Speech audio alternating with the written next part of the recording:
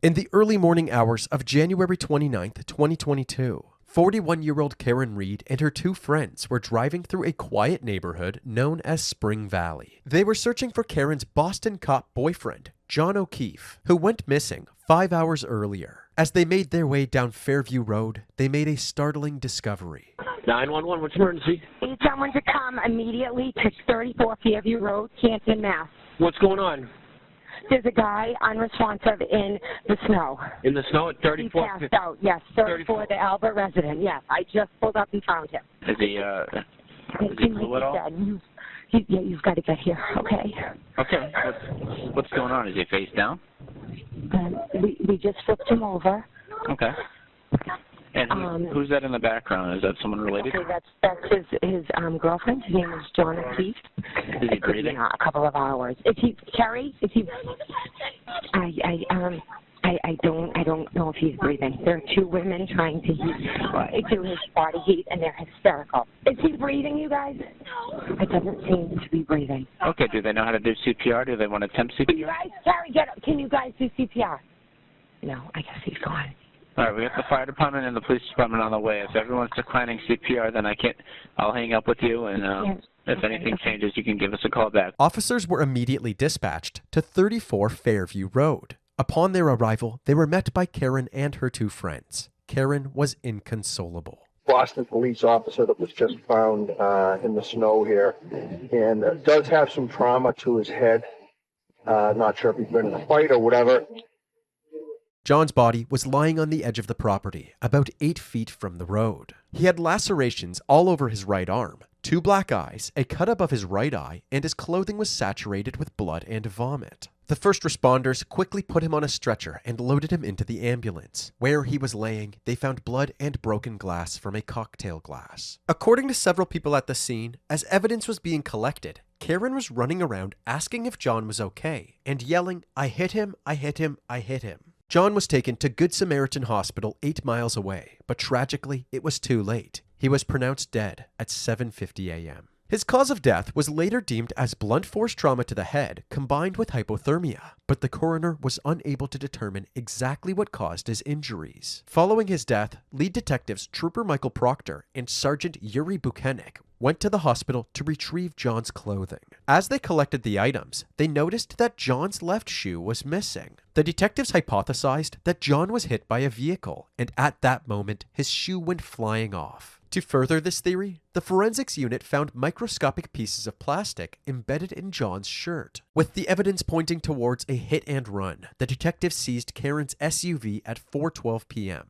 The SUV was brought to the Canton Police Department. While examining the vehicle, they found a single strand of John's hair on the rear fender, and male DNA was found on the broken passenger side taillight. After making these discoveries, a special emergency response team returned to 34 Fairview to look for more evidence that John was struck by Karen. They uncovered several pieces of Karen's SUV taillight, John's missing sneaker, and his hat. Using all of this physical evidence, along with Karen and John's phone records, GPS data, surveillance footage, and witness interview statements, the detectives were able to create a timeline of events throughout January that led up to the night John died. During a vacation in Aruba in early January, Karen got upset with John after catching him all over another woman. The woman John was touchy with, Marietta Sullivan, later described this incident during an interview with the detectives. I heard very loudly his name screamed across the lobby very angrily, and it made me stop in my tracks.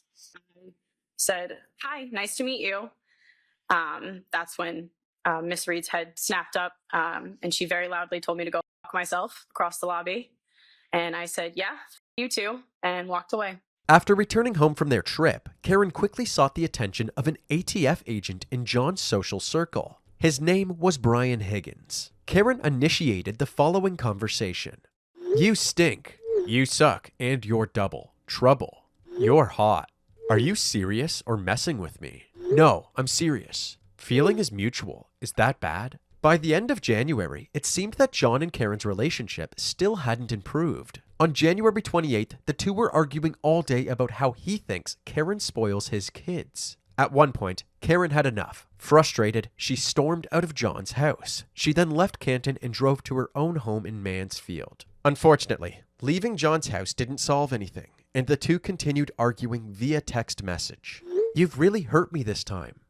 "Not sure what else you want me to do. I said I'm sorry and I was out of line. If you prefer to stay home, I totally get it. Tell me if you're interested in someone else. Can't think of any other reason you've been like this.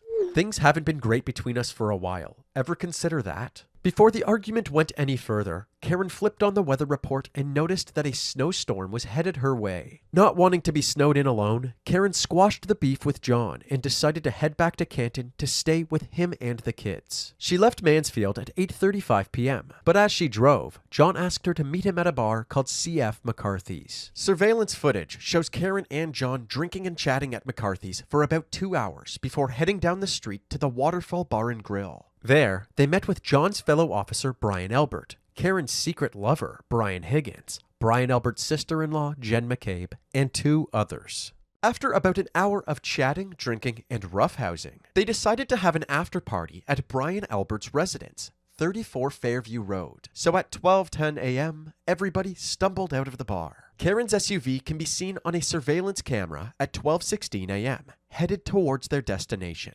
But by 12:27, Karen and John still hadn't made it to the party, so Jen peeked outside. Weirdly, Karen's SUV was parked on the street. So Jen texted John. "Here?" 5 minutes later, she texted again. "Pull behind me." These texts seemed to go unnoticed, so at 12:40, she followed up one more time, saying, "Hello." Jen then witnessed Karen's SUV drive off at 12:45 a.m. The party wrapped up an hour later, around 1:45 a.m., and everybody went home. Then, about 3 hours later, at 4:53 a.m., Karen called Jen to tell her that John was missing. She then picked up Jen and her friend Carrie to help search for John. Carrie then placed this call to the Canton Police Department. Can't believe Sergeant Good. Hi, my name is Carrie. I'm calling because my friend's boyfriend did not come home last night. They were at Waterfall, and now she is calling me hysterical because she doesn't know where he is. You didn't pick anybody up by the name of John O'Keefe, did you?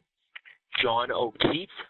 Yeah, he's a Boston cop. No, we didn't lock anybody up or anything like that. They were out having drinks, and then she left and expected him to come home at some point, and he never did. He just didn't come home last night. No. Is this common sometimes? Exactly. Happen with him? No.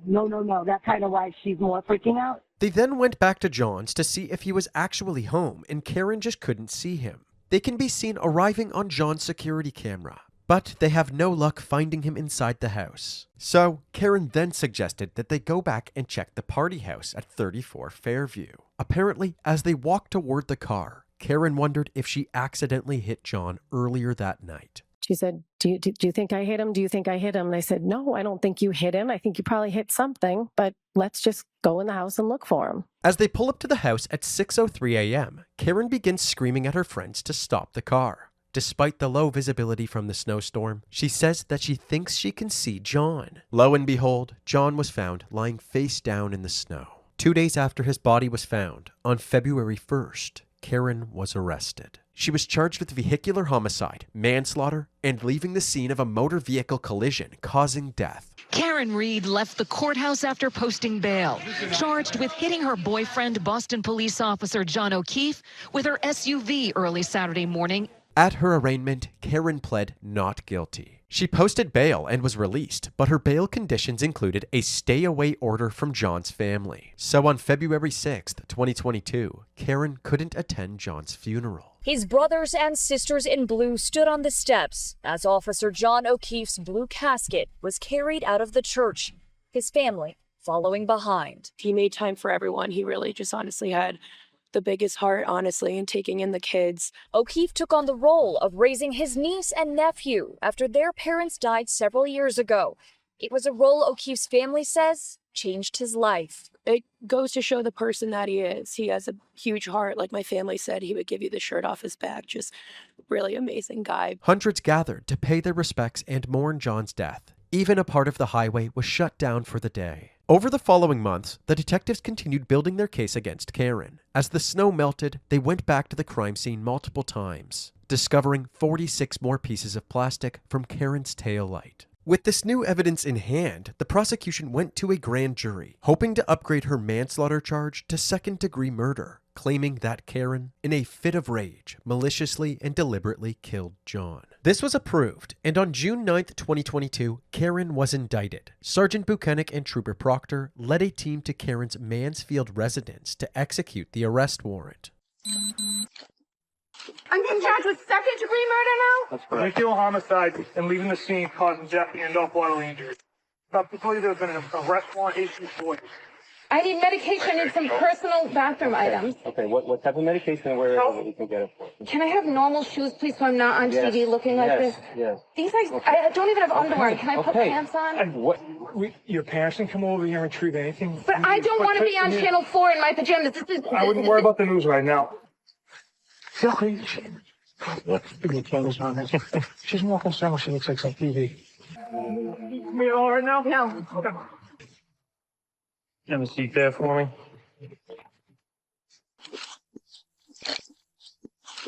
Ready, 1, 2, 3.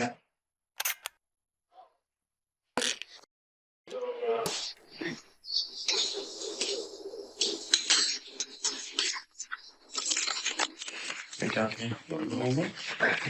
Did you press right? You press left. I gotta search you, okay? Yeah, can you pull the pockets out so I don't have to... Nothing in the pockets? Nothing in the waistband, anything? Okay, no pockets in the shirt? Alright, man, you can take this, okay?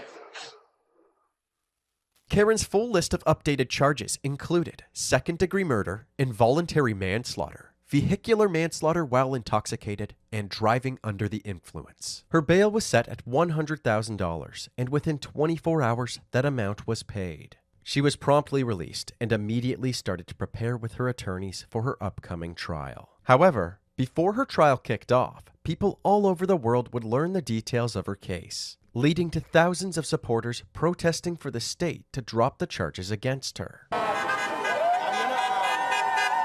This pro-Karen Read rally in Dedham was one of the largest, with dozens of demonstrators lining the street, waving signs, and proclaiming Read's innocence. We still want to support her right through, you know. We're not going to stop. We're not going to quit. Many of the protesters have contributed to Read's legal fund. You want to give us an idea of how much you've contributed?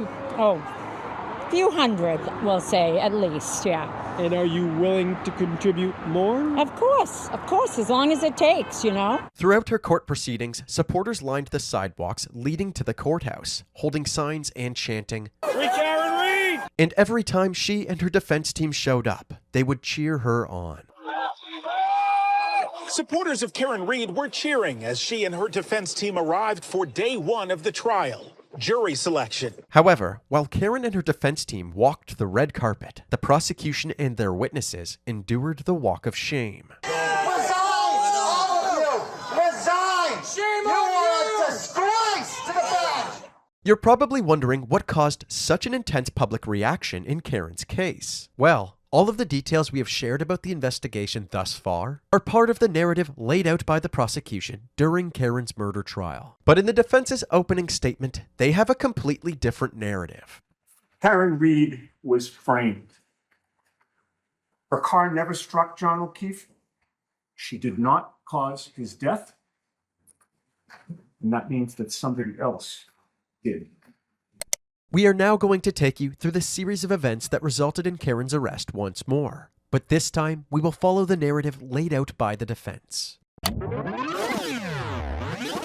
On January 28th, after the two squashed their beef, Karen arrived at C.F. McCarthy's and lovingly embraced John. After C.F. McCarthy's, they went to the Waterfall Bar and Grill to meet with the rest of the group, but it seemed that Brian Higgins was offended by the lack of attention from Karen. He texted her, well? Brian was standoffish for the rest of the night, but when it came time for the after party, he encouraged John to come with. After the bars, Karen and John arrived outside the after party at 12:24 a.m. Karen wasn't too excited for this after party, so John went inside alone to scope out the vibe. This is corroborated by John's phone data, which says that he took 80 steps and then climbed 3 flights of stairs at that time. Expecting John to give her some sort of update, Karen waited outside for 6 minutes before getting annoyed and leaving without him at 12:30 a.m. This is based on the fact that the drive back to John's house is 6 minutes and Karen's phone connects to John's home Wi-Fi at 12:36 a.m. But John's phone data shows 36 more steps at 12:32 a.m. after Karen had already left.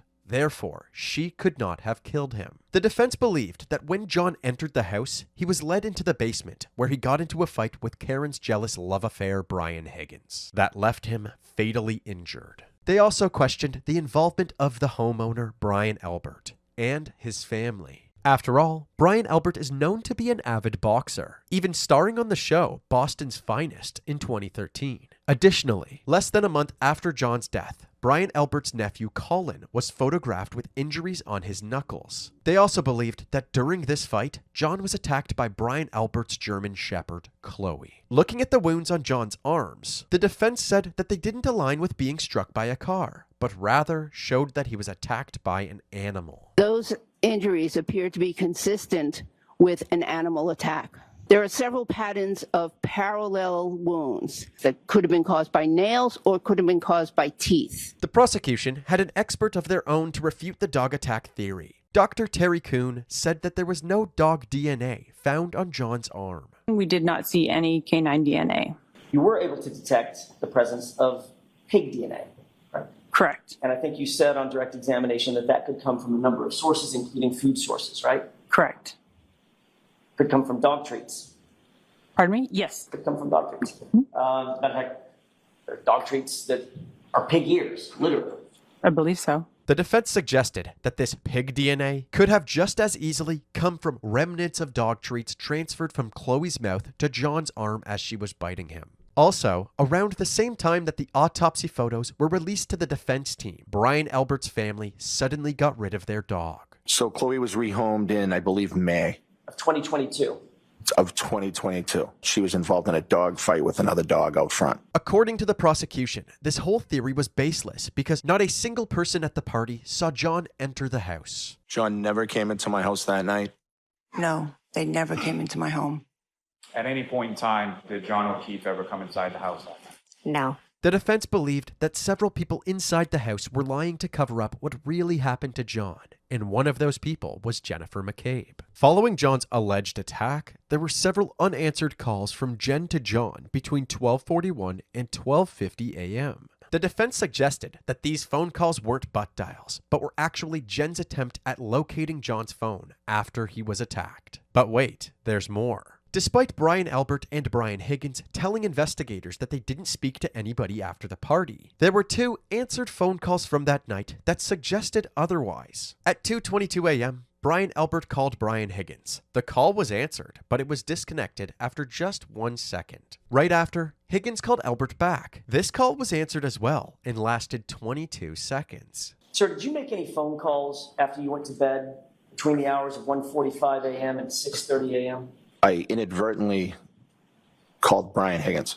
How did you inadvertently call him? Well, it's kind of like a butt dial. But if that were the case, they would have had to but answer the calls and but hang up as well. The defense found it more likely that the 2 Bryants had talked about something during that 22-second phone call that neither of them wanted to admit. Did you, in fact, tell the truth at the prior proceeding when you said, I don't remember that phone call? I always tell the truth. Did you lie under oath, sir? No, I did not. Would you tell us if you did? Objection, Your Honor. Sustained.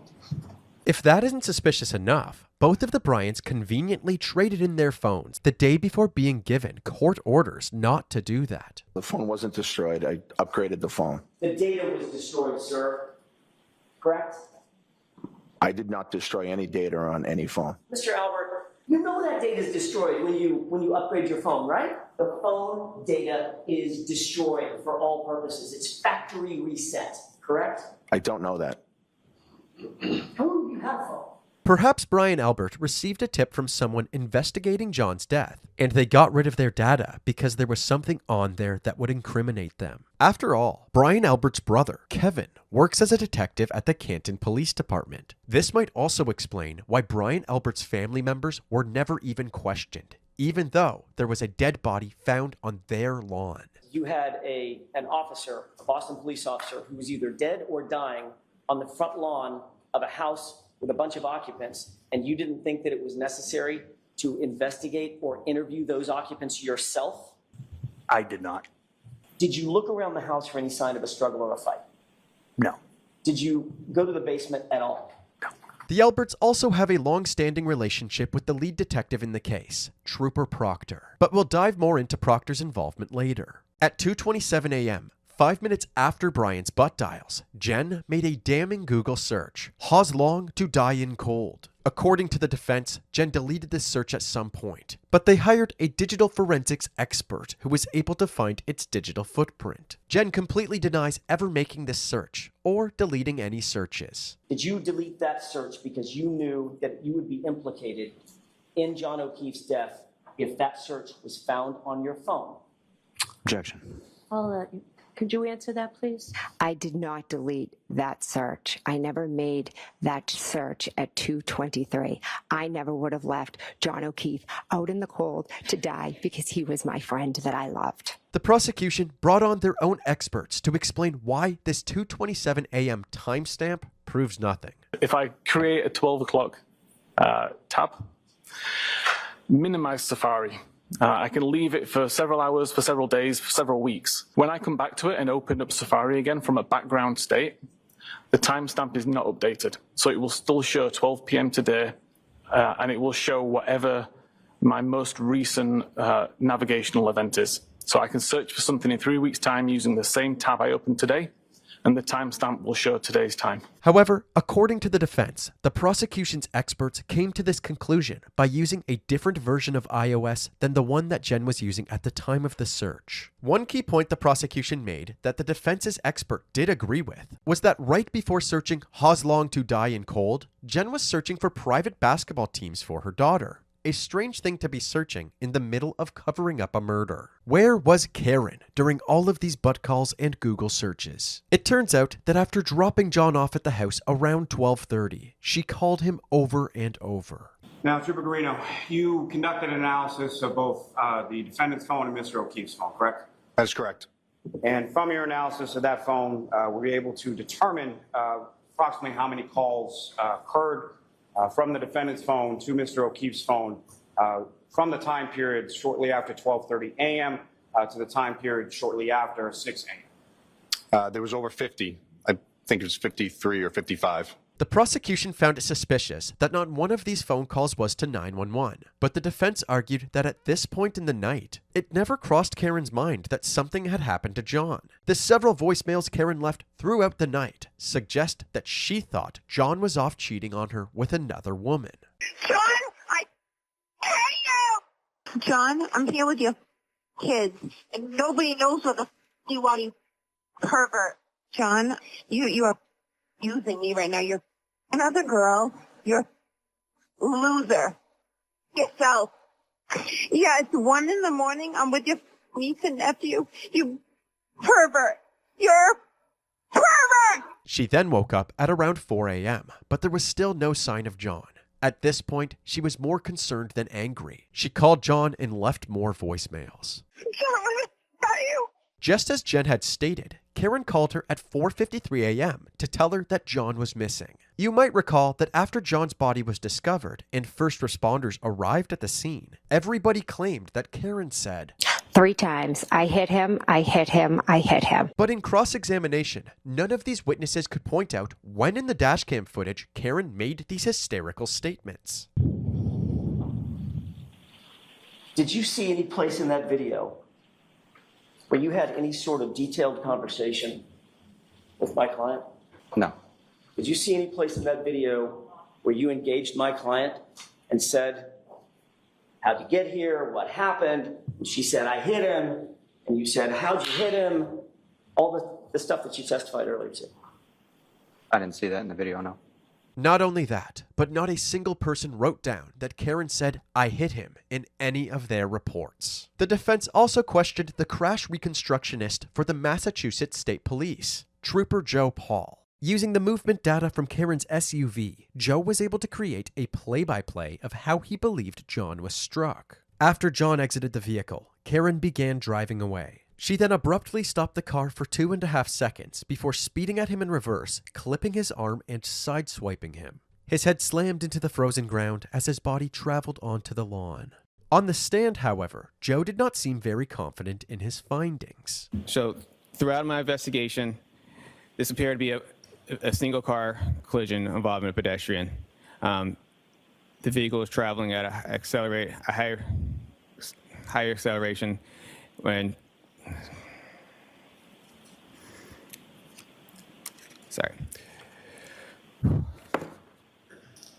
the vehicle accelerated at a high rate of speed before she struck the pedestrian John O'Keefe on the roadway and subsequently left him at the scene.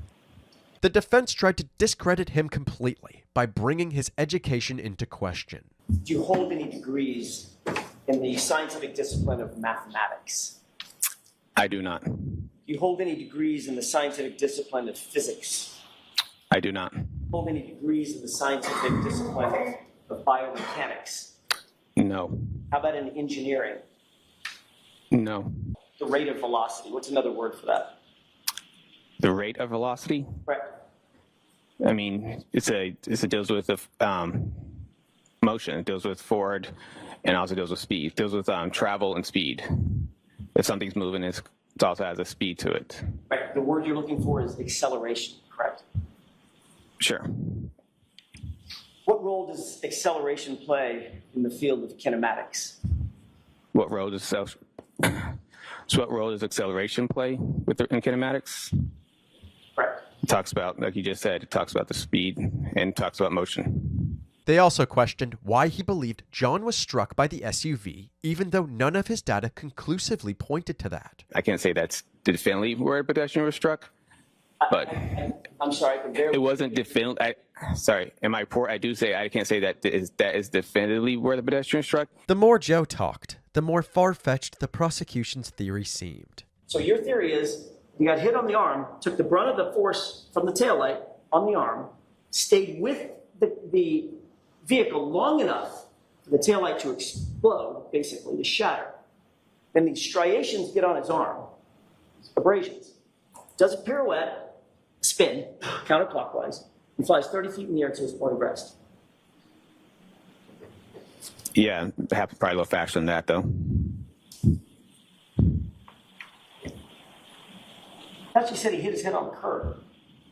I said that's one of the possibilities of when you look at the roadway, as he gets spun around kind of clockwise, it's a possibility that the curb is there, any blunt force object on the ground, as the ground is pretty blunt. And through all of this, John never let go of his cocktail glass. The defense brought in their own experts, Andrew Rentschler and Daniel Wolf, who have PhDs in computer and bioengineering. They work for a company called ARCCA, or ARCA, who specialize in crash reconstruction. By its very nature, sideswipe has minimal forces. We see it even between vehicles that just rub against each other. So if there's a sideswipe impact with a pedestrian in a vehicle, there's going to be very little damage to the pedestrian.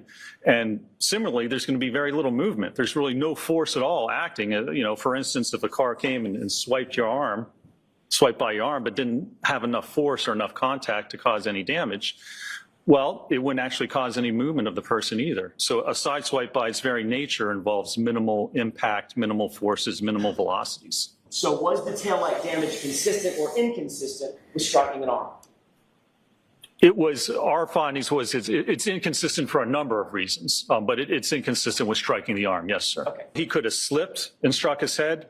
The car could have backed up and not known that he was there and nudged him and caused him to fall. I mean, any event that would cause him to fall backwards obviously would result in him striking his head. So there's numerous, almost infinite possibility of different scenarios that could result in that type of an event. But if Karen didn't hit him, then how does the defense explain the broken taillight? At 5:07 a.m., a surveillance camera at John's house shows Karen leaving in her SUV to go search for him with Jen. The defense argued that Karen's SUV backed into John's vehicle, breaking the taillight. However, the prosecution simply disagreed, citing that there were no taillight pieces found in the driveway. They seemed to believe that the SUV came extremely close to the other vehicle, but didn't actually hit it. But there were also no taillight pieces found at the crime scene when evidence was initially being collected. At any point in time, either before or after the leaf blower was taken out by Lieutenant Gallagher, did you see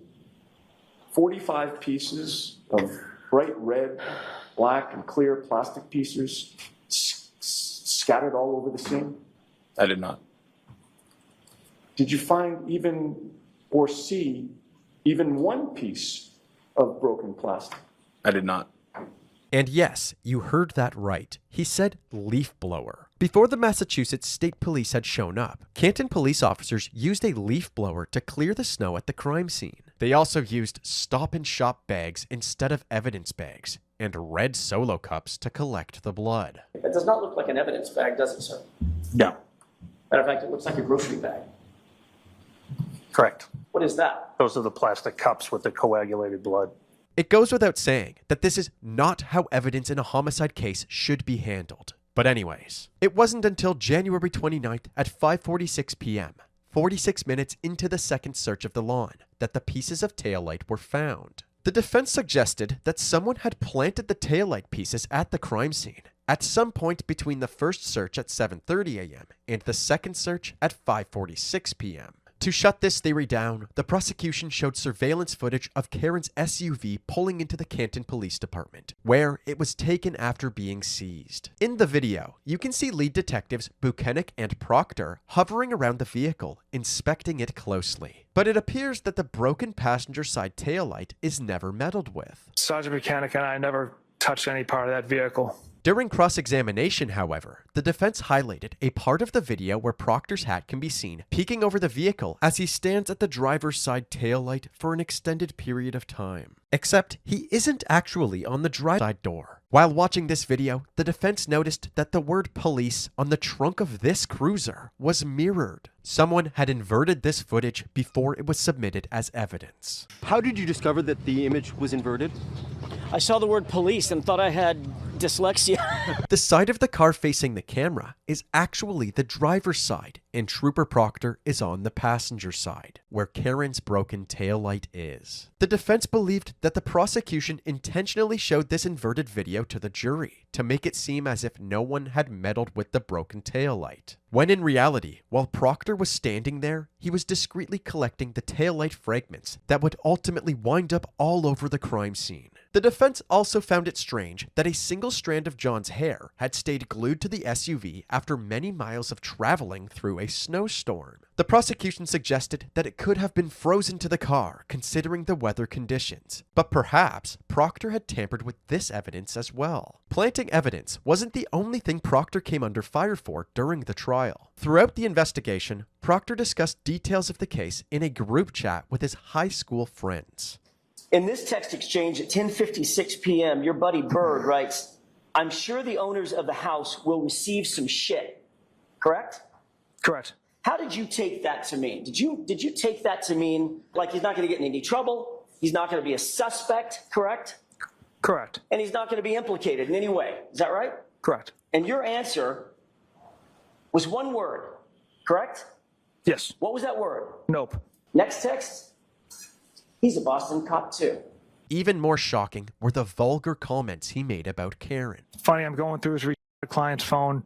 No nude so far. I hate that man. I truly hate him. She's a whack job. CUNT.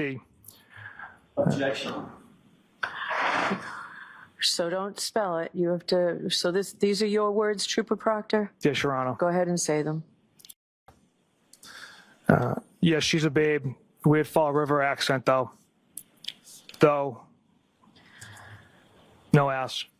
These messages were so bad that in March of 2025, the State Police Trial Board found Proctor guilty of 3 charges of unsatisfactory performance, and he was subsequently fired. The defense believed that the messages clearly indicated that Michael Proctor was immoral, unethical, and biased when it came to the investigation of John O'Keefe's death. This, along with his close ties to Brian Elbert, made him the perfect candidate to save his buddy's skin by framing Karen Read. After a 9-week trial, with 70 witnesses and more than 600 pieces of evidence presented, it was time for closing arguments. During the defense's closing argument, they took the jury through a tutorial on how to cover up a murder. So how does a cover-up happen?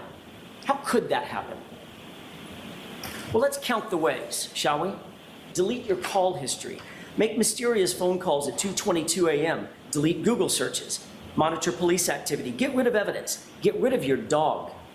For the investigator, decide on a narrative early on. Don't go to the crime scene. Don't take witnesses in for questioning. Question all the witnesses together. Ignore witnesses who don't fit your narrative. Allow friends and family to contact those same witnesses. Don't record interviews. Write vague and false police reports. Omit witnesses' names. Omit witnesses' interviews altogether. Don't photograph the evidence. Don't conduct any forensics. Don't document the evidence. Invert videos. Turn 3 pieces of taillight into 5 pieces of taillight.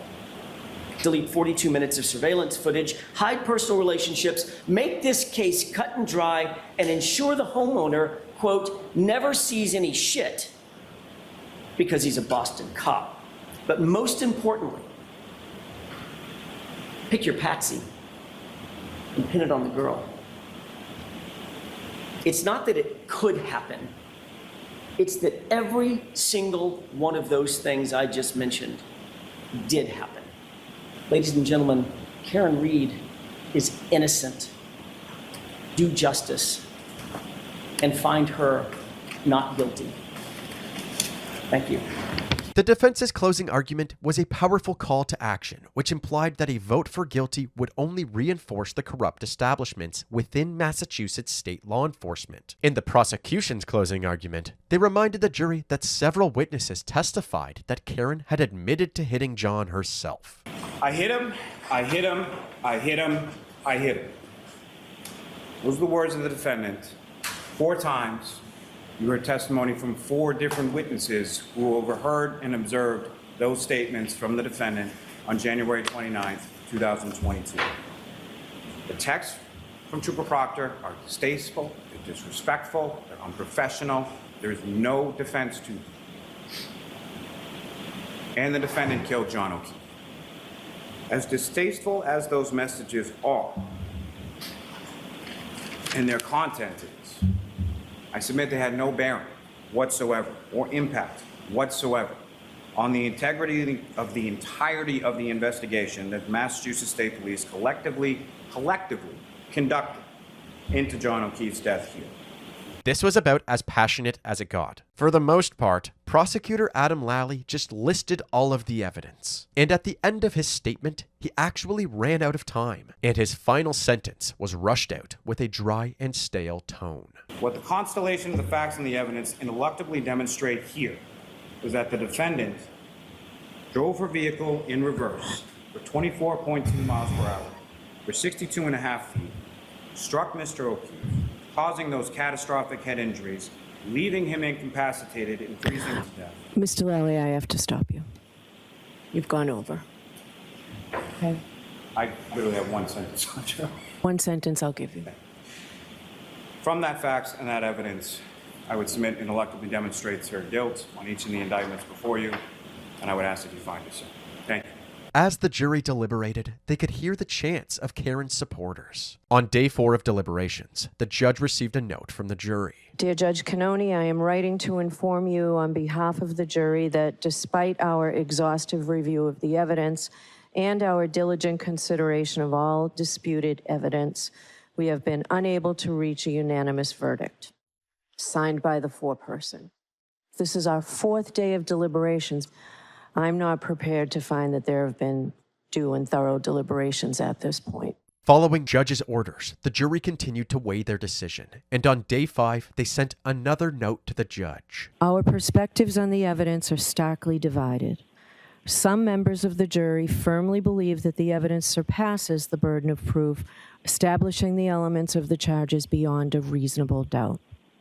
Conversely, Others find the evidence fails to meet this standard and does not sufficiently establish the necessary elements of the charges. The deep division is not due to a lack of effort or diligence, but rather a sincere adherence to our individual principles and moral convictions. To continue to deliberate would be futile and only serve to force us to compromise these deeply held beliefs. I'm not going to do that to you folks. Your service is complete. I'm declaring a mistrial in this case. With a mistrial declared, the case of Karen Read is not over. Directly following this trial, the district's attorney's office released a statement saying they would be retrying Karen Read. Outside the courthouse, her defense team told the media that they weren't backing down either. Folks, this is what it looks like when you bring false charges against an innocent person. The Commonwealth did their worst. And guess what? They failed. They failed miserably, and they'll continue to fail. No matter how long it takes, no matter how long they keep trying, we will not stop fighting. We have no quit. At the time of this video's release, April 24th, 2025, Karen Read's second trial has already commenced.